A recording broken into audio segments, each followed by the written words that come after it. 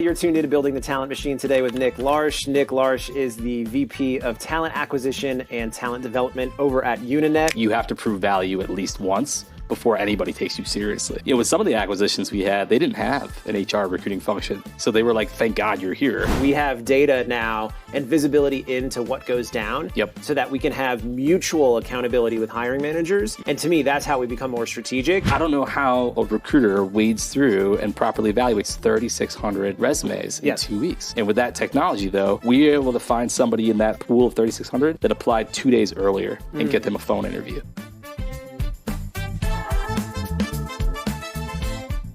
Hey everybody, this episode of Building the Talent Machine is brought to you by our sponsor, WellFound. If you're a recruiter like me, you're probably always looking for a smarter, faster way to find startup-ready talent. Well, WellFound has you covered. It gives you instant access to a talent pool of 10 million plus startup-minded candidates from all around the globe. You can set up everything in just 10 minutes or less, from posting jobs to building your employer brand and managing applicants, with everything you need to kickstart your recruiting in one place. Need data? WellFound integrates seamlessly with your ATS and helps you stay organized without the chaos. And if you're ready to supercharge your sourcing, meet WellFound AI. Stop scrolling and start hiring. WellFound AI reviews hundreds of profiles each week. It reaches out using hyper-personalized templates, and when candidates respond, it manages the back and forth for you. All that's left is one click to approve, and your calendar fills up fast. So if you're ready to find, connect, and hire your team from pre-seed to IPO and build with the best startup talent out there, WellFound makes it happen. Check out wellfound.com and see how fast you can tap into the startup talent ecosystem. Now, let's go build a talent machine. What's up, everybody? You're tuned into Building the Talent Machine today with Nick Larche. Nick Larche is the VP of Talent Acquisition and Talent Development over at Unanet. What's up, Nick? It's good to see you. Man, thanks for coming on the show today. Really excited to have this conversation. Yeah, same here. Thanks for having me. So we're out here in beautiful Littleton, Colorado. We're looking at the mountains. I met Nick a few years back, actually earlier in my career, so probably more than a few years. So Nick, before the pandemic, you were really involved in community out here in Denver. I just want to start the conversation by saying thank you for everything that you've done to welcome new recruiters, build community, get excited about technology, and just be a part of the community out here in Colorado. Yeah, the community events were so much fun, honestly. My first boss, she told me, she was like, you're not going to learn everything within these four walls. You're going to learn from people outside these four walls. And I realized that there was just like a vacuum in the meetup space. And everybody came to me. I didn't have to go to them, which was nuts. And I learned so much more than I think I gave. So, man, that is so cool. I just remember going to events and being a young recruiter and thinking, hey, this is really fun. This is exciting. I'm learning so much by just spending 2 hours at a networking event, seeing those panel discussions. So since we're hitting it right off the gate, what was HR Underground X and what is it? Is it still in existence today? Yeah, it's not in existence today, but I think its spirit lives on a bit, hopefully. So I started off as a meetup, and it was back when SHRM was basically the only thing in town. Disrupt HR was just getting off the ground. I was a young HR practitioner and a baby attorney at the time. And I wanted to get involved and contribute. And SHRM was just SHRM. Yep. And Disrupt HR was already established. And I remember like when Built-In came to market and they did all these Built-In Brews events. I was like, I want to do that, but for my space. Yeah. Not my space, but the space I play in. And that's what really got it off the ground. And I picked the spray painted logo and the underground like terminologies just so that I could cast a more progressive tone than what was already out in the market. It was so good. And I love that idea of doing something that's a little bit against the grain because you never know who your brand appeals to. And when I started going to these meetups as a young recruiter, I was like, hey, this is fun. I was working in an industry with a lot of Gen X and Boomer generations, and it was pretty traditional HR. So to be around contemporaries, to start learning about tech, I was never a big technologist. Going to those events, being a part of Denver Startup Week, having those conversations, and it's funny you mentioned Built-In because that's actually how I got my first job in tech. Mine was Craigslist. Heck yes. Man, it's funny. I think I got a job off Craigslist in college. And yeah, I don't know. Do people still use Craigslist? I don't know. Shady advertisements. Maybe. But let's talk a little bit about what community means to you as a recruiter, as a recruiting leader. How do you foster that in your own team? How are you thinking about it today? Yeah. I have the good fortune of working in a private equity portfolio right now. So one of the things that I try to do is keep really in close touch with everybody that works in talent in other portcos. Nice. Because they're probably facing similar challenges, similar size and scale. But I'm still a big believer that you are not going to learn everything or solve everything from within the four walls of the company you work for. So you have to get out, you have to have conversations, you have to hear other people's ideas. So I hope that I'm kind of a proponent of that too by having conversations like this or getting out and involved in conferences, or somebody says, hey, I saw your career at Unanet, I would love to pick your brain about something. I rarely turn down those invitations. Like, it's good to just have a back and forth with somebody in your industry. 100%. Now, your background in particular is really interesting to me. You've been in recruiting for around 11 years, but you've spent 6 growing Unanet. I think when I see that experience, it's very rare. I think you're super brilliant. The fact that you've accelerated to VP level at a private equity software company with 11 years experience is insane. So like Nick knows his stuff. But also 6 years at one company, there's been so much volatility. What have you learned over the years? How did this whole journey transpire for you? Yeah, I started this company in January 2020 before 2020 became 2020. And I do feel like every year was its own unique, different challenge, right? We've acquired companies. We've gone through the waves of COVID and Great Resignation and every other Inc. article, buzzy terminology they're coming up with. That now it's like job hugging. Is I saw job hugging. I was like, I don't know, it gave me the ick when I saw that one. But I've been through all those ups and downs. And to me, the benefit was I'm with a growing company. We were a $25 million company when I joined. We've 4X'd that and more. And acquiring other companies and getting into new customer industries, to me, that's been, the North Star has been growth. So because of that, every year has been slightly different.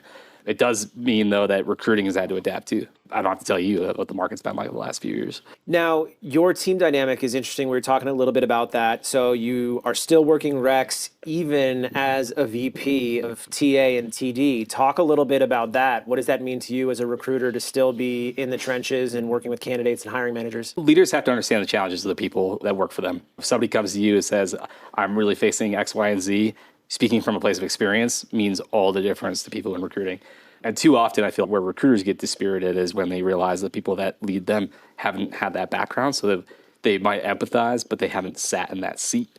And so keeping my hands on Reqs has been a very natural way for me to say, yeah, I've got the empathy and the experience to do that. Yep. It also just scratches the itch. I'm a builder. All right, so I'm a builder. If you give me a Req, I will run it. Heck yeah. And sometimes I'll take a special interest in one, and I just want to get it off the ground. One of my recruiters who's been with me for the last almost 6 years, she was out on maternity leave a little over a year ago, and I ran all the go-to-market Reqs, and I won't admit to her, even though she might be watching this one day, but I really enjoyed that time. Not because she wasn't there, but because I got to run a few Reqs myself. That's awesome. Yeah. All right, the show is Building the Talent Machine. 6 years at Unanet. Tell us a little bit about Unanet, the types of roles you've hired for. How did you build out the process, and how did you 4X it? Yeah. When I joined, it was right after the private equity investment. There were about 175 employees. And at the time, I said, hey, we just took on a bunch of growth capital. We need to go hire 65 people this year. It's the most that we're going to hire in a single clip. We have a really backward system. We have no training, and every team does something different. Do you want this job? And I said, that sounds like fun. So honestly, the first year was really triage, just figuring out what's going to move the needle the most and the fastest, and then filling a lot of Reqs on the way. And the first year, I chopped my own wood and carried my own water. I did all of that until I hired a recruiting on my team about 10, 11 months in. And ever since then, it's been building on that foundation. You had to get certain things in place. For a company that had been in business over 30 years, not having things like a job architecture was something we had to solve right off the bat. That lays the foundation, and we can build a house on top of. And then outside of that, it's just consistent improvement, right? You got to build a sourcing function. You got to build interview training so that managers are equipped. Even if they've been doing it for 20 years, they might be doing it in a drastically different fashion, and you're not providing a similar experience. And then when you go and acquire companies, you got to have to take the best and scrap the rest. It's got to be a marriage of sorts. Sure. That's been something that I've had to experience several times now. Now, when you think about building new process, working with hiring managers, going through M&A activity, how do you preserve the culture of that recruiting process when you've got managers, perhaps very experienced from other companies, going through that marriage process to adopt what is best practice? It's like being a recruiter joining a new company. You have to prove value at least once before anybody takes you seriously. I remember my first gig, and you were talking about your early days in tech. My first gig, I had an engineer that says, you don't even know how to spell C#. And I was like, but I'm going to go hire your peer engineer and we're going to figure this out together. You prove value that once, people start to take you a little bit more seriously. With some of the acquisitions we had, they didn't have an HR recruiting function. So they were like, thank God you're here. And then other ones that may have had a very established function, again, you have to make that perfect marriage work. Like, you're going to have to honor how they've done it in the past, but also show them new ways forward. I love the grit and enthusiasm you have for recruiting, because this is a thankless job. There's a million ways to make a living. If you want to be a recruiter, like, it's pretty gritty work, but it's so fun. It's so rewarding. I love that enthusiasm that you share for the practice and the craft itself. When I think about recruiting and great recruiters, they share this one idea in common, and it's that idea of like sink or swim. I think it's baptism by fire. Yep. And can you go out and learn really quickly, implement great process, influence without authority, get candidates excited, get hiring managers excited. A lot of the times with those more experienced hiring managers, they experience interviewing burnout. How do you think about preventing interviewing burnout and getting jaded around hiring so that candidates can have a great experience? Yeah, you have to understand where the team's opportunities are, I think. To me, if they're experiencing burnout and they don't have, let's say, 15 Reqs, it might be because you're putting way too many people in front of them.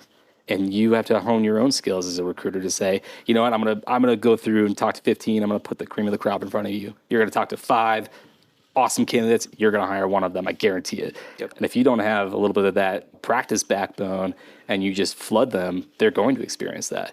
Same thing with just being able to, I hate to use the word certify, but certify the team on a very similar experience means you can rotate interviewers in and out. Yep. And be able to provide still a very consistent experience to candidates. At the end of the day, interviews are a really good way for people to give you insight as to what it's like to work for a company. And if you can't run a process end to end, they're not going to want to work for your organization. 100%. Now, when you think about breaking down the interview process, how are you thinking about AI in your own recruiting operations? Yeah, it touches every area of it. Right now, I'd say that candidates probably touch AI 4 to 5 times, depending on the rec. Cool. And they may or may not know it. We see it right now in everything from application review to smarter sourcing. We're doing interview transcription. We're doing it even just from an operational hygiene perspective too. I think there's a lot of opportunity in that space, and every AI technology solves a different problem, and talent acquisition's got a lot of problems to solve. So 100%. One of my hot takes is actually related to interview transcription. Recruiters don't have historically visibility into what goes on in an interview after the recruiter screen, yet we're held accountable so often or scapegoated when post-hire outcomes don't meet expectations. Yep. So we've been flying blind for so long. The silver lining of interview transcription is it holds hiring managers accountable to that process. And right now, a lot of the marketing and positioning and messaging around transcription is, hey, it's hands-free note-taking. But the real value as a recruiter, in my mind, is, okay, sweet, we have data now and visibility into what goes down. Yep. So that we can have mutual accountability with hiring managers. And to me, that's how we become more strategic, is being able to approach a hiring manager and outlining what we're both going to be accountable to in the process, instead of this traditional, like, white glove service jump when the hiring manager says jump. It's so funny you say that. We're piloting an AI technology for that right now.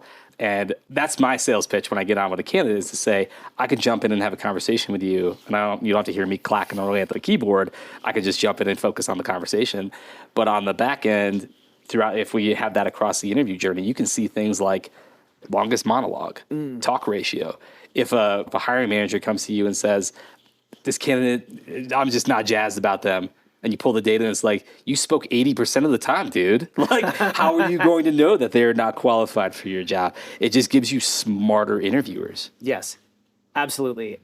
Is that how you're thinking about leveraging data into the interview training? I know you talked a little bit about that piece with hiring managers. Tell us more. Yeah, I think as we get further into our own digital transformation with several different AI technologies we're either piloting or starting to implement, smarter interviews is how I look at it, not just smarter interviewers, right? We can look at many different indicators and data points throughout the interview lifecycle to be better at the experience that we provide. And we have to bring hiring teams along with that. So that might be coaching opportunities. There's actually the one that we're piloting right now even does highlight reels of things like you shouldn't be doing in an interview. Like it might send you a weekly email that says, hey, you interrupted candidates 5 times. Here's video reel of you interrupting candidates 5 times. Don't do that anymore. Get them. Yeah. I love it. I love it. I think that's how we get better. Everybody has this kind of bias that they're a great interviewer or they've got great instincts around hiring. The reality is like, it's really tough to make that call based on just a few hours of data with a candidate. We don't often index enough on candidate motivation when it comes to post-hire outcomes. One of the really interesting pieces about your role is that you're involved in talent development. Tell us a little bit more about why you took on that responsibility and how you think about post-hire accountability. Yeah. So when I first started talking to Unanet, it was a senior manager of talent acquisition. And don't get me wrong, the job as it was written was still exciting, but I was really fired up about the opportunity to not only bring people in, but see that they're successful while they're there. So talent development plays a role in the entire employee lifecycle, but my focus was very heavily on bringing people in, making sure in their first 90 days, they're hitting the ground running, they're adding value in 90 days. With as complex of a software product that we offer, there is sentiment that people won't always get up to speed in 90 days. So I have to try to make that glide path a lot more glide friendly, I guess. But yeah, that's how I looked at it. It means like we had to invest in things like an organizational level onboarding. That wasn't just a straight up, hey, you have a day one orientation, open your laptop or build your desk, because I've been in those environments, right? It's how do you actually support them at key milestones throughout their onboarding phase to make sure that they're not only feeling welcomed and integrated, but that they feel like they're adding value at 90 days. That's great. When you think about empowering earlier career recruiters to be more successful, what advice do you have so that they can earn a seat at the table and be more credible with hiring managers? One, I think you have to be consultative, and sometimes that's going to be, you're not going to know everything. You're going to learn, and you have to be able to be comfortable with that. Even in my second and third gig recruiting, there were things I had no idea from an engineering perspective. And I heard one of my engineers that I worked with said he asked the candidate if they had experience with WYSIWYG. I was like, what the hell is that? I wrote it down, and afterwards I asked him, he goes, oh, it means it's an editor that is what you get. It sounded like a freaking Harry Potter clan to me. But you have to be able to have those conversations and say, I don't know the words coming out of your mouth. Can you tell me what they mean? 100%. I also think, though, young recruiters, they need to figure out what their own philosophy on recruiting is. Yeah. I ask this question of every recruiter that I interview is, do you think recruiting is a relationship game or is it a numbers game? Oh. And I often find that response is always one or the other. It's a little bit of both. Yes. But if you lean entirely one side or the other, in some environments, you just straight up won't be successful. 100% agreed. It's the art and the science of recruiting. I think in recent years, we've over-indexed a little bit on the science of recruiting because we're seeing more venture dollars go into HR technologies, recruiting tech. We have a little bit more attention paid to us as budget owners and buyers of software. So it's exciting. Like, recruiting got cool. However, I think when it comes to particularly AI, we've reached like premium hype. And when we think about the Gartner hype cycle of the trough of disillusionment, I think that's where a lot of folks are sitting right now because we're almost at 3 years of Chat GPT. And it's still just the same. Yeah. I was a little bit more excited about LLMs and AI. And in my mind, I thought the technology would be far more along in its maturation process than its current nascent state. So when I think about the fundamentals of recruiting and what it takes to get somebody across the line, yes, absolutely go procure software that has AI baked into it to make your job more efficient. Teams have smaller budgets. They're asked to do more with less. So yes, you're going to have AI in the process, but it's not this like magic wand. Yep. I think the fundamentals will win the day. Yep. And to me, that's the relationship side, the art. But I'm a sales bro. I think about the funnel the way you described, where it's let me reverse engineer my pass-through rates based on historic data in the ATS, and then we'll start there when we start thinking about buying software. Let's use data to understand what is the friction point that's not meeting the mark when we look at industry benchmarks, Yep. when we talk to our peers in similar companies. Once we have those data points, then we can go to market, we can go to the expo hall, we can go to the conference and start writing those checks for 20, 50, 100, 500K. Yep. Yeah. Yeah, I agree. It's funny. I've heard it phrased this way with ChatGPT that it put a hammer in everyone's hands and said, go find the nails. And that, honestly, that stuck with me. And then you hear today, like, oh, 95% of these projects fail. Not everybody is in construction. They're not finding the nails. You're giving them a hammer, but you're still sending them on their way. Failure is expected. I think with AI tooling, though, those fundamentals become critical. I'll give you an example. We've kicked the tires on like a smart application review technology. We had one rule, and it's funny how to see some companies are coming. It used to be, I thought, like an old school practice to say the job's going to be open from X date to Y date, and then we're going to go through a review. I feel like I saw all those job postings when I was in college, but it's coming back because volume is an issue, right? We had a rec with 3,600 applicants in less than 2 weeks. I don't know how a recruiter wades through and properly evaluates 3,600 resumes in 2 weeks. And with that technology, though, we were able to find somebody in that pool of 3,600 that applied 2 days earlier and get them a phone interview.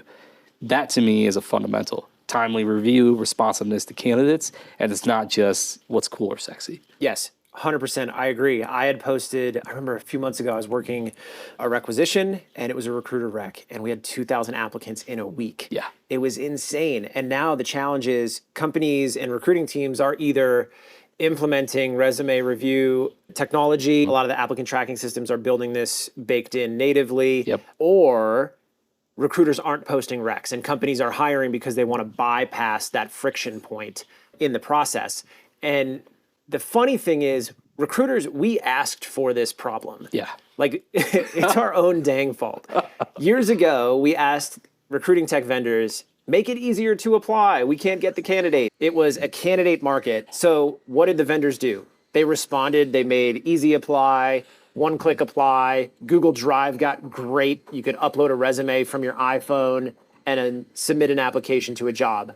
And now recruiters are screaming like, oh no, we need help. We didn't mean that easy. Yeah. So now we're seeing like companies and recruiting teams inject friction back into the process. I think there are certain ways to do that, particularly with like open text, job screening questions, mandatory knockout questions. I think the challenge is the easiest low-hanging fruit to inject friction is just don't post the rec at all. And if you're a sourcer and you're a hunter, you can go out and fill a pipeline and get those 15 recruiter phone screens scheduled that week. It's going to be the golden era for people who are good at sourcing for that reason. One, you don't have to spend time going through 98% of the resumes that you wouldn't have talked to anyways. And two, I think that your chances of, when you go out and fish, finding a fraudulent candidate significantly decreases when you're sourcing. 100%. So if you're good at that, I think you solve two problems at once. How are you thinking about data security and candidate fraud right now? I know it's a big topic. Yeah, it's a big topic, and it's honestly, it's a scary topic. They say something like 1 in 4 applicants are going to be fake in the next 4 years. That's nuts. Yeah. Candidate fraud, I think, is going to have checkpoints across several technologies, across several places in the interview cycle. You might catch it early on. I know that there are some smart resume reviews that are looking at things like, hey, this person's got 15 years experience, but they created their LinkedIn profile yesterday, and that stock image is also used across several other profiles. Then there's applicant track systems like Greenhouse that's integrating with Clear. Yep. I think there's going to be several gates that are just candidate fraud related all the way up until point of offer. 100%. Yes. I'm glad you brought up that point about Greenhouse's partnership with Clear. We're asked to demonstrate our proof of identity for far less risky endeavors in how we navigate life. Oftentimes you have to show your ID just to enter a building. So when it comes to something as significant and important, and you think about the data security of your company data, asking a candidate to demonstrate proof of identity at point of application, at point of interview, at point of offer, I think just the natural trajectory of where we're going as a society to have proof of identity and just general trust and safety for how we navigate the world. Yeah, I agree. You want to go rent a tool from Home Depot, it costs more than $500, you got to get your identity verification. If you want an identity verification badge on your LinkedIn, same thing, government issue ID, social media, it's government issued ID. It's interesting. I've talked to other ATS companies I've raised that exact point. to say, hey, the one I'm using is going to be integrated with Clear. I'm curious how you guys are approaching that. And they're like, well, no candidate's going to want to do that in the interview journey. And that just means they haven't solved that problem yet because they don't know how they're approaching it. I agree. And it's something where we have to approach it with empathy, take into consideration some of the things around criticisms of the technology, make sure that it's tested right and that it is inclusive. But at the end of the day, a lot of the times these decisions around technology and partnerships are like a cost benefit analysis. Yeah. And to me, it's a net positive to have proof of identity because I don't know about you, but I've been on a recruiter screen with a fake candidate. Yeah. And our time as recruiters is tremendously valuable. If you're having those 15 recruiter screens and a quarter of them are fraudulent and you wind up on some weird interview Zoom scenario. I've been there. I've seen it at the application layer where X percentage of SDR applicants are fraudulent resumes and they're all chat GPT cover letters and resumes that look identical. Yep. If you're talking about manually reviewing applications, even if you're fast looking at a resume for 60 to 120 seconds, that's still operational expense. And recruiters just can't waste time at that level. Like we've just scaled so quickly with application volume. We need those friction points. We need to have some of those stop gaps. And I think identity verification is a great way to do it. Yeah. I mean, it's scary for employers. I'm honestly even more scared for candidates that are dealing with the opposite, though, where they get a supposed offer and then they reach out to the company saying, hey, you've asked for my bank account, my social security number, and I just wanted to say that, is this offer legitimate? Come to find out, it's a fake interviewer, fake representation of your company. That's also happening. That's terrifying. It's got to be a two-way street. Employers should be easily verifiable. Candidates should be easily verifiable. 100%. I love the way you're thinking about talent acquisition, talent development. Tell me a little bit, what are you hiring for now? What is the Unanet EVP? What are those hard to fill roles? Yeah, it's a mixed bag, but I would say hands down our biggest investment right now is on AI engineering and product management. We actually received a pretty significant investment just this year to make that a huge part of our go forward plan. And so we're actively navigating that right now. We're also seeing, though, that a huge chunk of our customer base, they're government contractors. And this is a turbulent market for government contractors. It is every time administration changes over, but this year especially, I feel for a good chunk of our customer base. And we have to be all the more creative and flexible to support them, frankly. EVP-wise, I think we've got a really exciting growth story. A lot of companies can say that we've got an exciting growth story, and it's not a differentiator. But I think what you're starting to find is that a lot of these companies they're playing with the economic levers all over again. It's the RTOs, it's the hybrid work, it's the national comp model versus the geo model. Sure. And it's becoming much more complex, I think, for candidates to find what's that perfect fit for them. I think we've struck a really fine balance there. And it's part of the reason we've been successful at doing the full geographically dispersed model. That's awesome. And you guys are fully remote? Fully remote. We have an office in Northern Virginia, just outside of DC, but we have employees in over 40 states. It's amazing. How do you think about preserving culture across a fully remote team and a company that's grown 4x?